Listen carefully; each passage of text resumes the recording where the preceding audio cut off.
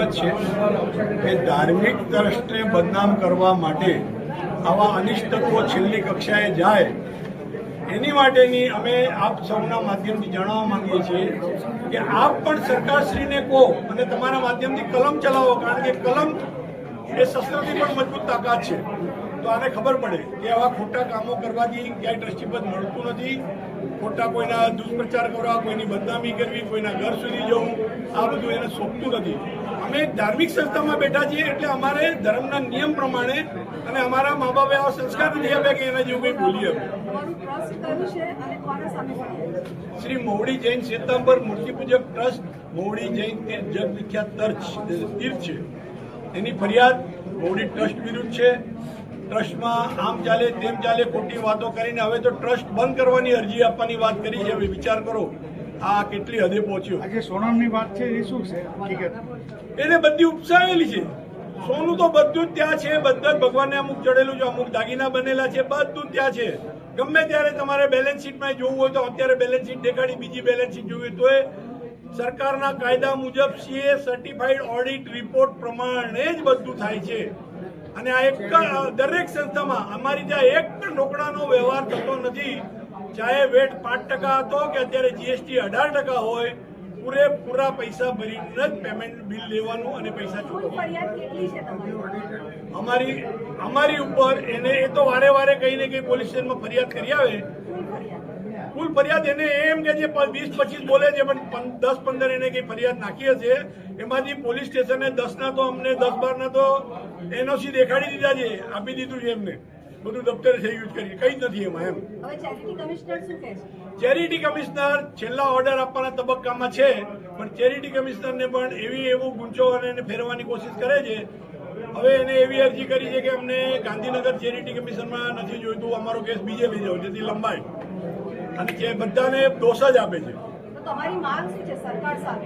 અમારી સરકાર સામે એક જ માંગ છે કે આવા અનિષ્ટ તત્વોને ફક્ત અમારા તીર્થના માટે નહીં, પણ આ અનિષ્ટ તત્વો બીજા કોઈ પણ ધાર્મિક તીર્થોમાં અથવા કોઈ ટ્રસ્ટોમાં કોઈ ફ્રોડ કરીને ચોરીઓ ન કરે તો આની ધરપકડ કરીને કાયમ માટે એને જેલમાં નાખે. સોશિયલ મીડિયામાં જે સોનાની ચોરી ધરાવે છે, ટોટલ ગુનાહિત ઇતિહાસ ધરાવાય છે.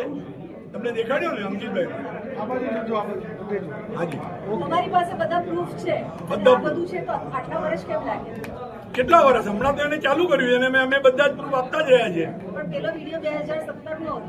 એ તો એના ગુનાહિત રેકોર્ડ પછી જયારે એને આ બધું કાઢ્યું ત્યારે એના ગુનાહિત રેકોર્ડ જોયા ને. જ્યાં સુધી નોર્મલ હતો અમારે શા માટે કોઈનામાં જોવું પડે? પણ જયારે કોઈની પાસ્ટ હિસ્ટ્રી હોય ત્યારે એને કેવી રીતે ધાર્મિક સંસ્થામાં લેવાય? એટલે તમારી ફરિયાદ હવે એના વાઇફ તરફ પણ છે અને બેયની છે. બંને જે દુષ્કૃત્યો કરે છે મને મારી નાખવા માટે અથવા ટ્રસ્ટીઓને હેરાન કરવા માટે, મારવા માટે, એની સામે ચોક્કસ ફરિયાદ તો થાય જ ને, કેમ ન થાય? કૌભાંડ આચરવામાં આવ્યું અને કૌભાંડમાં એનજીઓની સંડોવણી પણ સામે આવી છે. એનજીઓના મહિલા સંચાલકની અટકાયત કરવામાં આવી છે અને પોલીસ તપાસમાં સહકાર ન આપતા તેમની અટકાયત કરાઈ છે. સંચાલક અંકિત મહેતા હાલ પોલીસ પકડથી દૂર છે અને સંચાલકના ઘરેથી મહત્વના દસ્તાવેજ પણ મળી આવ્યા છે.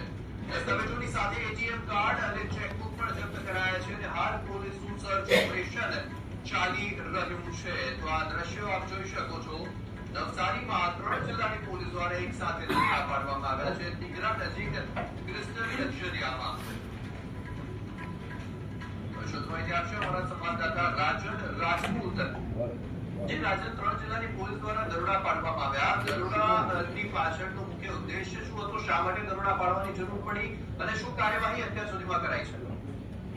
બિલકુલ યશ, આપને જણાવી દઉં તો નવસારી શહેરનો જે આ વિસ્તાર છે ટીગરાની અંદર ક્રિસ્ટલ ત્યાં હાલ 3 જિલ્લાની પોલીસોએ એક સાથે મળીને દરોડા પાડ્યા છે. 3 જિલ્લાની પોલીસની વિગતમાં આપણને વાત કરું તો નવસારી જિલ્લો, ડાંગ જિલ્લો અને વલસાડ જિલ્લાની પોલીસ એસપી, એસઓજી સહિતના પોલીસ કર્મચારીઓ અને અધિકારીઓ અહીં મોજૂદ છે. અને હાલ આ જે ક્રિસ્ટલ એપાર્ટમેન્ટ છે તેના પહેલા માળે રહેતા એનજીઓ સંચાલક અંકિત મહેતા અને તેમના પત્ની ભાવેશ્રી દાવડા જે છે એમના ઘરે હાલ સર્ચ ઓપરેશન ચાલી રહ્યું છે. સર્ચ ઓપરેશનમાં મુખ્ય બાબત આપને જણાવ તો આજે એનજીઓ સંચાલક પતિ પત્ની છે તેમના દ્વારા શૌચાલય અને આવાસ યોજનાની અંદર ખૂબ જ મોટા કૌભાંડ કરાયા હોવાની બાબતને લઈને ડાંગ પોલીસ અને વલસાડ પોલીસ સ્થાનિક નવસારીની પોલીસને સાથે રાખીને આ સમગ્ર